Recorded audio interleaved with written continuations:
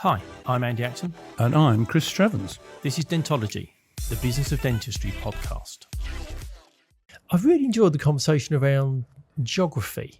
And it struck me how, when Nipun was saying about the lack of understanding of, geography of some of his friends and family thought that perhaps that Ireland might be connected to the British Isles. And we laugh about it. But then when we continue to talk about India and his movement around India and how different the districts are in India and definitely. just how big India is as a country. I think you forget vastness, don't you? Because, when you look on a map, whether it be a Google map or an Atlas map, it doesn't look very far, does it? No. Because you've got no real context of size. I thought it was really interesting, it's quite a bold move, isn't it, to leave northern India to end up in Dublin to do an MBA and then bring your wife over. And then design a digital software business. But I was particularly drawn by the piece towards the end of the episode about managing fear. Yeah. And how when you're an entrepreneur, when you're the leader in the business, problems just naturally find themselves coming to you. Yeah. And it's how you manage that. And I think a lot of people, regardless of what they do, will take something from that piece. And that you are the person that people look to. Yes. And it's how you respond to that. Yeah. Which is how you are perceived. Yeah. No, I thought it was really good. Yeah, really lovely good conversation. Great episode. It's Monday morning. It's exciting time to introduce another guest. 7 o'clock in the morning. Oh, I need a coffee. Yeah, I think people might know that we don't record them at 7 o'clock in the morning. Shh. Oh, is that the cat out the That's bag? our secret. That's our secret. Damn. It's out the cat out the bag now. So today, we're very fortunate. We have a CEO and founder joining, or co-founder joining us. Excellent. We have Nipun Kathuria joining us, who's the co-founder and CEO of Smile Genius Dental, which is a clear aligner case management portal. Hello, Nipun. How are you doing? Welcome. Hi, guys. Thanks for inviting me to the podcast. I'm good. How are you guys doing? We're brilliant. well. We're brilliant. I'm having a doing cracking very day today, actually. It's a very good day. Good day. Very good day. And it's a funny thing, isn't it, on when people say, how's your day going? I genuinely believe when we wake up in the morning, we decide what sort of day we're going to have. And if we wake up and go, it's going to be good and I'm going to find good things and I'm going to enjoy it, you are much more likely to enjoy it. If you roll out of bed with a grumpy face and a grumpy attitude, I guess we know where that day is going to end up. I think the most brilliant thing is when someone asks you that question and you actually say, it's really good. They're so surprised. They're taken Because aback. they're like, really? Because most people go, it's okay. Yeah. So my answer Positivity. is, it's the best day of my life today. So it's good. Oh, look at that. But I do agree to that, Ali. I think what you're saying, right? So it kind of the way you set the pace of the day, like from your kind of what you're telling your mind, how you want your day to be, it actually could work out in that way as well. So it's kind of, if you're always grumpy, the day would, come out to be not a great day for you. But if you have the right mindset, and it's tough, and I know, but it's a more of a discipline. Than you need And that's to the thing. kind of, You're right, because even if you don't genuinely believe it, you can play tricks on your own mind. So if you say it's going to be good, and okay, you might be thinking it's going to be crap, but if you keep saying it's going to be good and there's going to be good things that are going to happen, and I don't know what they are yet, but I'm going to go looking for them, you are going to have a better day than you would have. And it still might not be the best day of your life, which clearly is what you're having today. And I hope that being on the podcast forms part of that. Yeah, it's going downhill from now. But it's becoming a mindset podcast, so it's fine. But it's a Push funny on thing. through, Nipun. Push on through. Come on. I'm reading about reading a book called Becoming Supernatural, which is from Dr. Joe Dispenza. I'm not sure whether you heard of him. He does a lot of study of, and I think it's on the same concept about, we can train our body. Our body doesn't know the difference between the actual experience and what you create in your mind. And it's very similar to if you're depressed or if you're thinking of a worst case scenario, your body reacts in that way. And it's similarly, if you can, in the morning, if you can think that, oh, my day would gonna be one of the best days, and you actually feel it, and you create those feelings and emotions, your body reacts in such a way that you will be full of energy and, other things that will come out of it. Yeah. And the day could actually be better than other days where you're not in that direction. So that's a good start of the podcast. I'm fascinated. It's written by a bloke called Dispenza. Dispenser, yeah. He's dispensing knowledge. He's indispensable. Yeah. It'd be quite that's what he should have called his book. Yeah, he'd be called John Green or something. It wouldn't be quite the same effect. So Nipun, we're not here to talk about dispensers. We're here to talk about you, because you're our guest and you're the star of the show. So can we roll back to the beginning, and can you give us an insight to what your childhood was like, where you got brought up? Was it a village, a town, a city, parents, siblings? What was young life for Nipun like? Yeah, sure. So I was born in India, originally from India, from northern part of India, and again, I think now people know a lot about India, so it's quite vast, and we say North India, South India. So I was born in a place called Dehradun, which was supposed to be, I think there was a lot of British influence when we were part of the British Raj, we used to call it. So there's a lot of, it was very kind of, the schools, there was a good level of English that was being spoken over there. So the huge influence of the British culture in the place where I was born, and again, it's a valley. It's not a plain. It's kind of surrounded by hills. The lower kind of fold of Himalayas and all that. So I was going to say it must be going to the Himalayas bit by the sound. Yeah, it's on the lower fold of Himalayas, which we call, so they're the lower and the middle and the upper where Mount Everest is. Yeah. And so we can see the Chinese border from our home. You can see the mountains and everything. But that's the place. And so I was born there. Educated. Can I just ask you a quick question, Nipun? And it's sort of nothing to do with that. I always imagine if you can see the Himalayas and sort of like the amazingness of them. Never been, but I've seen the pictures and stuff like that. Even though you were born and lived there, when you see them, do you get used to them, or do you always say, "Wow, that looks pretty stunning"? I think the height and the altitude, the way, and these were lower Himalayas, right? So if you're seeing it from far away, like I was looking at them from 35 kilometers away, right? So that's the distance. I think you get used to it. You don't realize other people kind of, they always plan to get there, and it's kind of at your doorstep. So there is a law of familiarity over there that every day you see it, you don't, you're not wowed by it. But now when I go back, like during COVID time, I spent around 4 months back home, and I was always wowed when I was looking at, thinking that I'm fortunate. And I did not realize that when I was, a kid over there, I was just used to, and we never looked at, I wasn't very much into the nature side of things. Yeah. It was more about, like I want to go and play cricket. Yeah, that was my only thing. And, but I think that's life, isn't it? I think sometimes the things that are on our doorstep, we don't fully appreciate, and sometimes a little separation of time, and you then go back to it and you realise just how beautiful and wonderful it is. Sorry, I interrupted. I just thought it was I always think to myself that would be fascinating, and whether you sort of get used to it after a while. Anyway, it's fascinating, and I think just one thing to add, like the mountains look blue from far away. They don't look brown or dark color, and because of the hazy kind of and some pollution. But again, that's when they look blue, they look really good from far away. Yeah. And COVID had that, it added that clarity because no one was driving. There was no pollution in the air. Yeah. So it was very, very clear view. So born and brought up over there.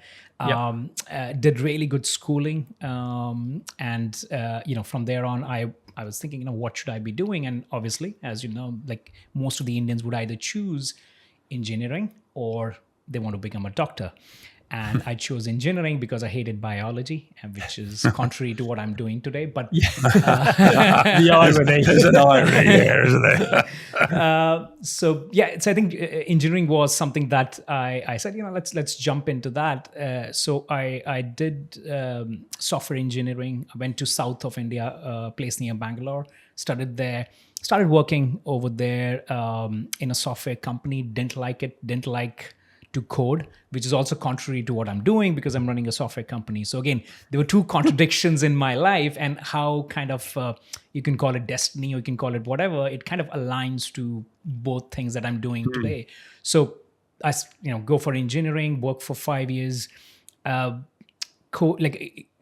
into engineering was something that was more of a social pressure in terms of, everyone is doing, the parents expect you to do something good with your life. Now, my parents were not engineers themselves, so they didn't know what engineering was. and it was just all my friends were doing it. So you went there, and after 5 years, again, that was a long time. I realized that I should be like, I want to understand the business behind these companies that are running those softwares and engineering side of things. And that's where I decided I should be doing something to do with business or management. And India is very competitive when it comes to any good quality colleges or university. So it would be like 1 in 10,000 people would be getting a good quality seat in a good quality college. Wow. And I said, let's see something outside of India. And I had few choices because I wanted to go where, in an English speaking country, and not where I have to learn another language. Yeah. And I didn't know any language apart from English and my mother tongue, Hindi. I didn't know any other language. So my sister lived in UK. So that was choice number 1. Ireland. Not many people at that time in India knew that Ireland was separate from UK. Oh, really? Yeah, Ireland is something that I think now there's so many students coming in, but at that time it was, Ireland, I've heard of them. Oh, they have a cricket team. Okay, let me look at how far it is from UK. So, that's the kind of low level geography we were living in. And US and Australia and US was super expensive. UK was a bit expensive. Ireland kind of fitted the in terms of the tuition fee and 1-year MBA, and that's why it was closer to my sister who lived in London. So I think that's where I decided I should come to Ireland. Right. And you did your MBA at Trinity College. Oh, right. Yeah. Yeah. So I did my MBA in Dublin. Again, MBA is at that time it was a very sought after master's. And I said, let's do something. And MBA was something that Trinity was offering, which was 1 year. I got some scholarship to study there. Ireland had a 1-year post-study work visa. And I think UK, because of some immigration, they had changed it to 2 months post-study. So just imagine you're spending £30,000 on a master's degree and you get only 2 months to find a job. Like rarely happens. So that's why I choose Ireland over UK. Right. And what was that transition like from you? Because you describe a very idyllic being brought up at the foothills of the Himalayas. So you leave your family, you go to a different country, new continent, different culture. How was that for the young Nipun? Because that's quite an upheaval. That's quite a shift. It's quite a shift. And I think I had left home when I was 18. So in India as well, like when you go from northern part of India where I was born to southern part where I was working and where I graduated as an engineer, it was a culture shock for me then as well. Because, South is nowhere closer to how North India is. There's different language, different kind of, culture wise, food is different. It's not an hour away by flight. And, we did not, when we were students, we didn't spend too much on travel as well. So there was already I was already in that transition mode in my graduation side of things.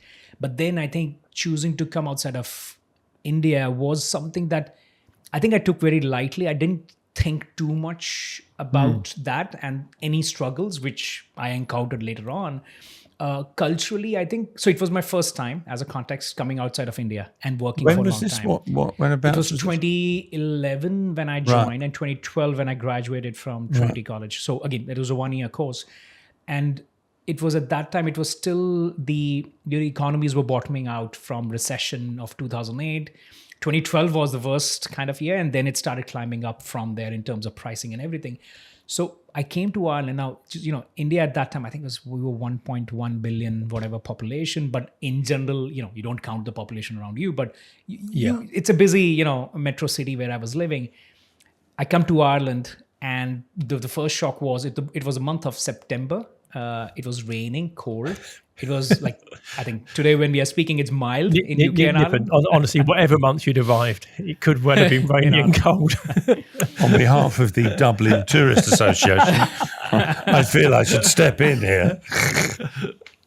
But it was see, again, it was a bit of shock there, right? This is like day one, okay? And then you were spending on hotel because at that time, the internet was there, but again, I was traveling. I did not have a SIM card from Ireland. So again, those were kind of logistical issues which were causing more pain than a cultural issue. So I think it was just by the time we got a house, there was no WhatsApp. There was no, kind of, you do not have roaming kind of data on your phone. It wasn't that common. I used to get that calling cards where I used to go to a booth and call India and just talk. But it's interesting what you say about the limited knowledge of geography and people thinking that Ireland might be connected to the British Isles.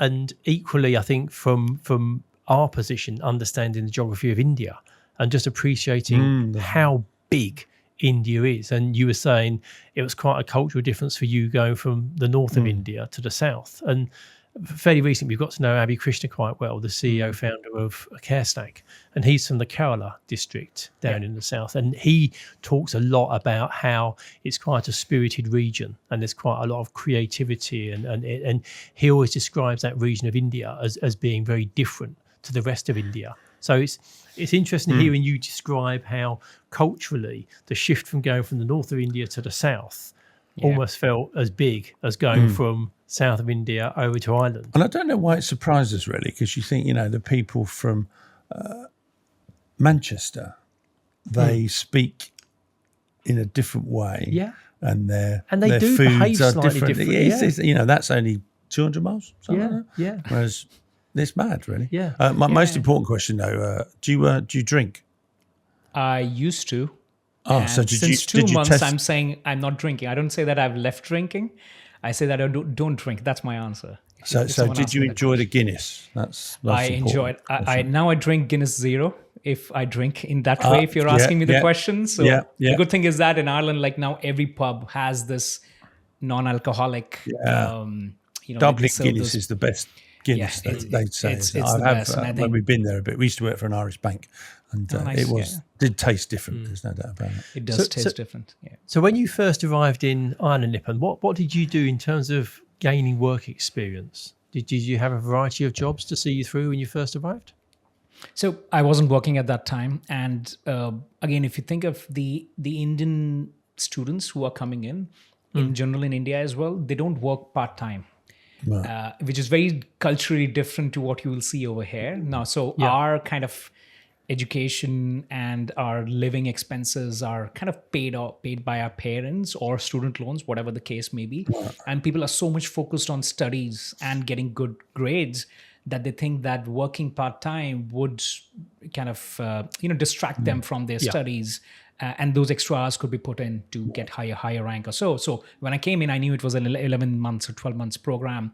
And I said, let's focus on, and MBA is tough. MBA is very tough. So we were kind of working 15, 16 hours, like classes, and then so many assignments.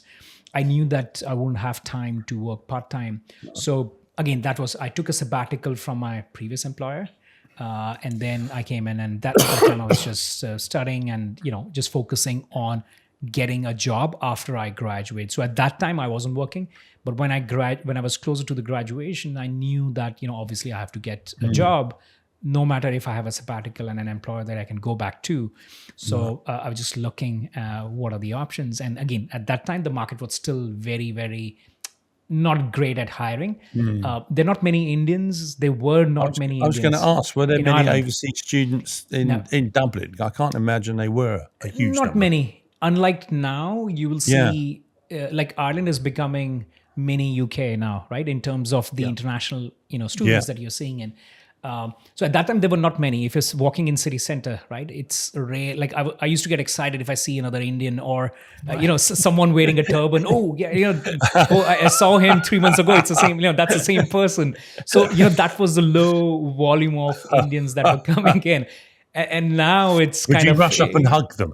You go, and then find you completely hated them just because they happen to be from India. It doesn't mean you've got that commonality, does it? It's weird, isn't it? But we used to enjoy, seeing fellow Indians, right, in city center. So again, that's where when I came over here, and now it's changed quite a bit. And now there are a lot of international students and people who are... And it's not long, is it? what was that, 2011, 2012? What are we, 20, that's 12 years. 12 years. It's amazing that change in those 12 years by the sounds of things. Yeah.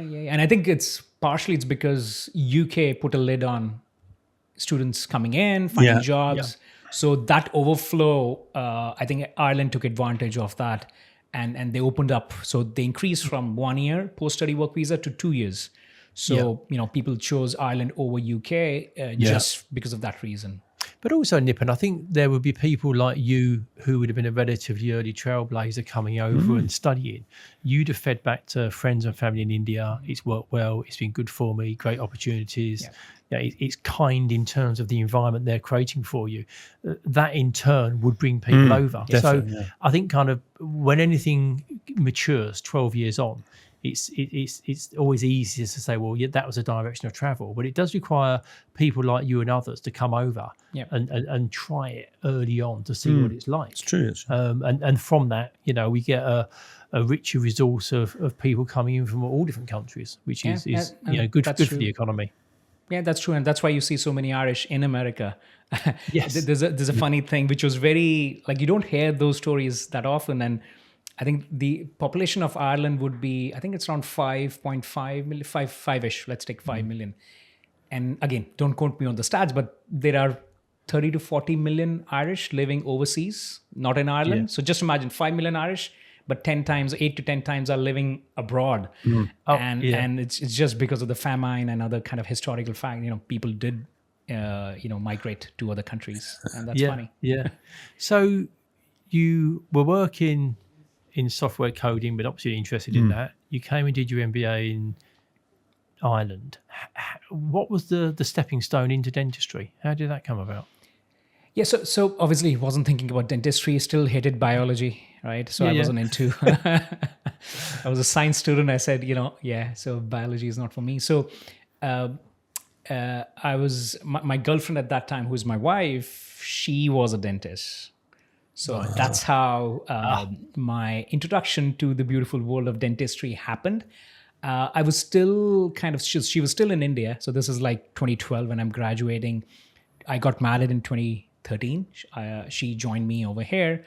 And that's where I was introduced to dentistry in India versus in Ireland. Right. What are the, kind of all the kind of things that are needed on the getting a license, all the compliance. And that's where I was introduced to the clear aligners and the orthodontic side of dentistry as well. Okay. Is it easier to get, because I know sometimes the Indian dentists, when they come to the UK, it can be a real pain to, try. Is it the same as in Ireland? Is it sort of like, it's the same. Or did you have to go through the same sort of hoops, really? Yeah, it's the same. It's tougher in Ireland. So I was talking to someone just now. So usually when it comes to tech, when it comes to anything, you will see that Ireland is looking at what UK does. UK is looking at what US does. And that's the chain, right? So Ireland, I think on annually, they're way behind. So there are only 3 dental colleges in Ireland. One is in Dublin, one is in Cork, one is in again, Island of Ireland, one is in Belfast, Queens, right? They're opening 4th one. RCSI is opening a 4th college. So again, they're very kind of few colleges. And everything else in terms of dental council, how many international students, it's very, now they are improving now, but it's way worse than UK. Now UK has still improved GDC, they have reduced the barriers for international students.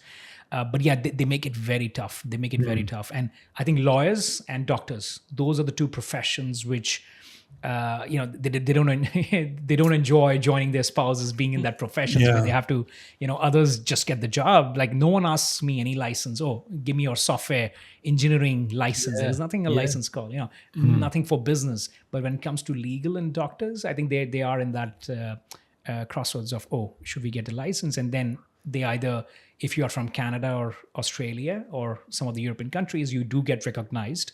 But if the country doesn't have any bilateral relationship with that country, you have to go through the examination route, which is not easy. Which is I've seen my wife firsthand, going through that. It's physically and mentally very stressful to get a license in UK or Ireland. Yeah. Sure. Yeah, it is. Yeah, definitely. So you sort of stumble yourself into the world of clear aligners through having a spouse who's a I dentist. want straight teeth. Let's up a software company. Well, Yeah, I and, can see and the thing is that in the kind of world of clear aligners, I see there's kind of three main parties to it. There's the patient, there's the clinician stroke dental practice, and then there's the lab. And there's a dreadful pun coming here, but they all need to be aligned. Don't they? They all need to work together. They need to be aligned clearly. Good one. Clearly, they. In your experience, is there a weak link at the moment? Are all those parties moving in the same direction and at the same speed? Are we getting kind of good progress there, or is there one part of that process that needs a bit of a kick? I think Yeah. in general, I think in dentistry, if you look at the way how I see is that, dentistry is behind medical in general in terms of technological advancements, right? So how often do you hear about billion-dollar companies in dental coming out and you hear them, or they're got listed in S&P or NASDAQ or whatever? Rarely, right? I think the only one that we know is dental monitoring, which is doing quite well. Apart from that, yes, Align was there, but again, they were a manufacturer. Not on the software side of things or the process side of things, but when it comes to medical or let's say retail, finance, fintech, you do hear so many companies. So dental had been the laggard in terms of in the industry when you compare different industries and within medical as well.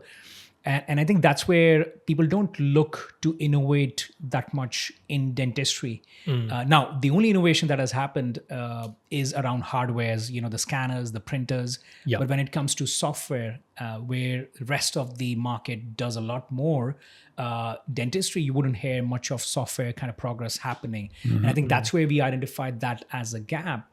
And again, because why do you think that is, Nipun? Is there a reason for that? I'm not the... I asked a lot of my, colleagues and other people that I talk to, who are more experienced in dentistry than me, right? So my knowledge is very limited because of, obviously, I hadn't been a dentist and I'm not a dentist. So usually it's kind of, they say that it's a very capital intensive kind of practice, right? So there's a lot of capital that's needed. And most of that goes into the hiring, most of that goes into the hardware side of things. Software becomes an afterthought for these people. And then there are a lot of regulations. Who is holding the data? Where is your data? What are compliance? I think regulation, bureaucracy and all that slows down. And I think a lot of startups do not want to get into medical dentistry because of all those checks and kind of fear factor that has been created around dentistry, in general medical as well. But medical, I think there has been more kind of pumped up in terms of capital and venture capital money. Dental, like in Ireland, if I like when I speak to people, they ask me, why are you doing something in dentistry? Why not something else? That's the reaction that you get from investors and other people, which tells you the mindset is, dentistry is just a dentist who's looking at a patient and extracting tooth. That's it. So I think that's a mindset issue which impacted the investments, and that's why you don't see a lot of companies coming out from dentistry. Interesting. And who do you see at the forefront of this market? There's obviously Align and the work they've done in raising the overall profile of clear aligners through their product Invisalign. I think that's been amazing for everybody because it's elevated the understanding and the appreciation of it. And they've almost become like, people don't use vacuum cleaners, they use a Hoover, and people ask for Invisalign. But are there other players in this market who are really at the forefront of what's being achieved or what can be done? Yeah, so I think as you mentioned, obviously Align Tech, I think they did it really well. One of the strategies that worked really well for them was the direct-to-consumer marketing, not the product, but the marketing side of things. And I think the product stood up to that, and that's why they demand a premium when someone is going through aligner treatments. Apart from that, I would say dental monitoring is someone that we look up to. Although we do compete with them in some kind of portion of the product that we do have, which is a good thing for us if someone is comparing us to dental monitoring, which is not the case, by the way. That's what we say. But, people do compare, and I think they did it really well. And Align is different because we like this is internally within our company, we see Invisalign or Align Tech as Apple. Because they have hardware, they have software, they have coupled everything within them. So you shouldn't leave their ecosystem. But other companies are not the Apple. And I think that's where our focus is more on the Androids of the world, whom we can help. Not everyone can afford an iPhone, right? People are there for buying Samsungs and other phones as well. Yeah. Interesting. And so VHS and Betamax. Yeah. So your services, I assume that you must have great relationships with labs then. They're a key stakeholder in how you operate. And are you limited to where you operate, or can you support people with your services regardless of their location? So it's a cloud-based software. So what we have is we have two parts of the product. So one is a case management platform, and the other one is a remote tracking app. We call it remote monitoring, but it's actually a remote tracking app. And again, that kind of combines everything into one single view of the case. It's cloud-based, so it's independent of geography. Mm-hmm. So unlike a lot of PMS systems that you will see, which are client-server based still, it's independent. So we have clients in Dubai, we have clients in India, UK, Ireland, of course. We are doing a pilot in San Francisco. So again, point being that it's independent. And we can, obviously there are similarities, but also dissimilarities, the way dentistry is practiced in each and every of the different geographies. That could be that's interesting, isn't it, to try and match it to all the different markets. But I think that has helped us to evolve, those cultural, like clinically cultural nuances has helped us improve our product as well. One of the funny example that I'll share with you is, so we see, and I think the dentistry that you see around you, I think most of the people think that is the way dentistry should be done. And that's true for the Western countries. But like in India, people don't have a PMS system. Right. Okay. So because there is lack of rules there in terms of compliance, yes, they keep records, but they're not mandated to keep software or digital products. So if we are selling a product that sits on top of your PMS system, but they don't have a PMS system in that geography, it's very different culturally. So we have to adapt to that. So a lot of dentists in Middle East, they use WhatsApp to talk to their patients. Labs use WhatsApp to discuss cases with the clinics. They use Google Sheets. They use Google Drives. Now, that is a level of kind of siloed platforms. And in Ireland or UK, if you say that, can you talk to your patient over WhatsApp? Like, no, people will say, no, why should I share my phone number with the patient? So, those are the different in terms of culturally, but it's different. But at the end of the day, I think clear aligners and orthodontic treatments, I think there's a kind of wave of new patients who have now heard of clear aligners, who are looking to get their aligners done as well, which is a common factor tying all these things, no matter what culturally difference there are. So I imagine you must see quite different demands on your system by jurisdiction. So in India, they focus on one element of it. In the UK, they focus on another. So I guess I imagine in terms of developing a software that is attractive to people regardless of where you're based, is quite challenging, because I imagine there's elements of your service which the people in the UK never go anywhere near, but the people in India couldn't live without it. Yeah, I think that's true. And I think there's a lot of similarity. Now, that was my expectation, but I think there are subtle differences, we would say. But I think overall, it's 80% of the product would be universal. Right. That people want to use and the way they are using it. So, for example, remote monitoring is quite prevalent in Middle East and in India as well. Now they're pushing it hard for remote monitoring because the patients don't want to sit. Now there is like very few clinics in Middle East or in India would have proper appointment system. So, they want the patients, they will give you I'll see you at 11, but actually you will be seen at 1 p.m. So the joke around there is that the doctors want to see patients like waiting, because that gives an impression to other patients that this doctor is very popular because everyone is waiting for them. Yeah. So, it's kind of remote monitoring has become picked up quite a lot in Middle East and in India as well. Whereas over here, patients do want to see the doctor in between. They are okay to do, remote tracking, but eventually they want to see a doctor as well. So again, I think there's, in terms of the usage of the product, it could vary that way.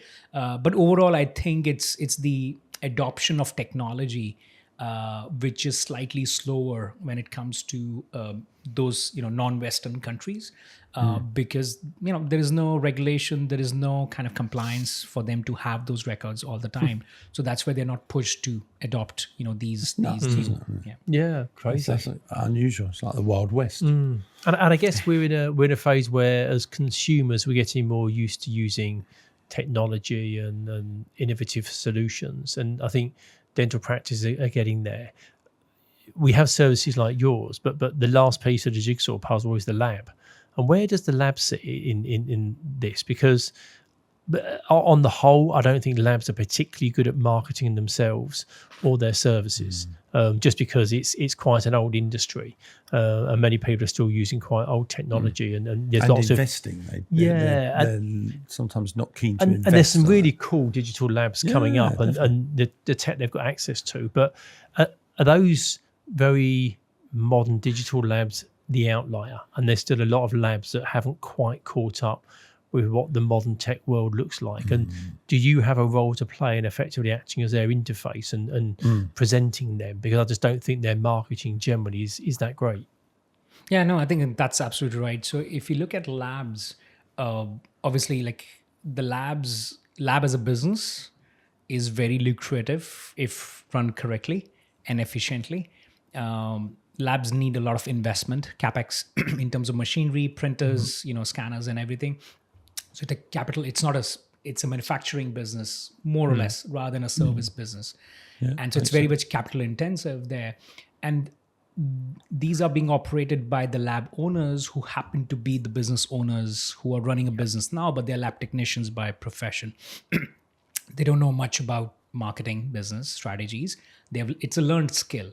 Yeah. And the other side is the expectation from the lab, like there's the labs are underappreciated, which is within the community as well. Like how often, like we talked about dental companies and dental softwares, how many times have you heard of lab software company who's focusing purely on improving the lives of lab technicians or labs, right? Rarely. But then if you think of the supply chain, they feed so much to the dentist, because if you think of clear aligners, again, that's the area where we are. The outcome of the case, no matter whether you're going to Invisalign, Spark, or any other labs locally in your country, everyone is using the same printers, let's say carbon 3D printers. They're using the same material. The staff has been rotating across different labs. So I was working at Invisalign, but now I'm working with XYZ lab in your region. Yeah. The quality of the outcome is the quality of the treatment plan that the dentist signs off on. That feeds into the 3D printer that prints those aligners which you wear, and that decides how your teeth would shift, right? Yeah. And again, all the factors have been the same. So it's the labs that are doing, the people behind those labs. And if we don't appreciate them, if we don't invest in them, if these people are not appreciated by the dentist, obviously that impacts the work of these labs as well. But there's a huge opportunity that's there with the labs to upsell, to provide more services to their clinicians. But we do see a lot of consolidation happening within the lab side as well, and a lot of lab owners who are selling labs to the chain of labs or the groups or the DSOs as well. Because I think it feels that they're underappreciated. They're not seeing that much growth. Dentists do not want to pay as much as the lab wants to get from them. And I think there is a bargain, they don't feel that they have that leverage in the market. But if they want to be digitally advanced, which is where we come in, we can offer them that solution that optimizes their services, like makes them spend less on the resources. So there's more it makes them more profitable. Also, they can have more marketing and branding impacts and grow their businesses as well, having their own branding. So if someone is competing with Invisalign, one of the things that you will hear that, we don't have a branding, we don't have this, we don't have that.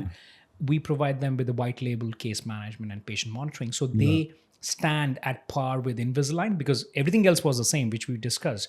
It's the experience that you're providing to your people. So you white label that for the lab. So that becomes a lab service. Correct. So we white label that. Cool. And let's say, for example, if you see any of the labs in UK, we work with quite a few labs. So everything is white labeled for them. It's powered by Smile Genius. So we enable them to kind of come at par when it comes to experience, be it physical or digital. Digital is what we have our expertise in. So again, these are some of the options where the labs can improve. There was a magazine, and I was reading the Dentistry magazine, and I was reading about there's been decline in the number of lab technicians, year over year decline, which is not great. So I think some of these things would help kind of improve the lab business overall and in general, because where would the dentist go? Where would they order? They can't print everything in the clinic. They don't have time to do even small tasks. So again, that's where I would say we can. And also when, we also spend a lot of time talking to dentists, and I was with a dentist earlier on this week who's in central London. And he talks with the utmost respect of his lab technician, and his lab technician for special cases will come and visit him for the patient consultation, and they'll design, what elements they're going to use, and make sure they get the colour matching right, and are they using the right products? And it really is a collaborative approach. So I think at the very best end, the dentist and the lab technician work really closely together. I guess for the most part, like quite a lot of the work produced is reasonably kind of like it cheap. It's kind of generic off the shelf type stuff, and I guess it's where do you sit in the market, isn't it? But I guess the wrapper to all of this is making sure that you are engaging with technology and you're offering solutions that keep you in the game and help them get remunerated properly, or that they earn better money. Maybe. It's interesting. Nipun, you're an interesting guy, and you've got a really interesting business. So if we kind of zoom out a little bit and look at yourself, what would you say is the key takeaway that you've got from your entrepreneurial journey? What's the thing that you think has been the most valuable thing you've learned? I think when I look at the journey, I think it's the experience. It's the fun. I see entrepreneurship as, we used to play video games, right? So it's the video game that you're playing for the first time. Again, I'm not a serial entrepreneur. I've done a few things, but again, like I haven't come that far where I'm with the company now. But it's like playing the video game for the first time, right? And you're kind of learning, enjoying it. You don't know what's coming next. Your friends might have told something. Oh, I played that, and on stage number 5, you'll meet these many whatever, ghost or whatever. So I think that's how I see it. So for me, entrepreneurship is more like learning more of a video game approach. Yes, and that's why you see people who play it all the time. They are very much expertise in playing that game all the time. They can anticipate what's coming next, and that's what make entrepreneurs really good. Doing it over and over again. But I think one of the things that I've learned, which I practice, it's a learned thing, is managing fear. And I think every day it's all about, there are tons of things that could be happening every day, and I think how do you manage that? How you overcome that fear, but still do it. And I think that's where it could be, it could be a downward spiral if you let that fear overtake you. Like it could be finance, it could be talking to clients, it could be product, team, investors, office, anything, compliance checks. So I think there's a lot of things that are happening all the time. And I think how do you manage that? And, take one day at a time, right? And that's where, so in the evening when I'm done, I'm done. So I think that's where I kind of reset that clock for the next day so that I come back fully energized. Good. Cool. When you say managing fear, does that mean you go looking for things that scare you?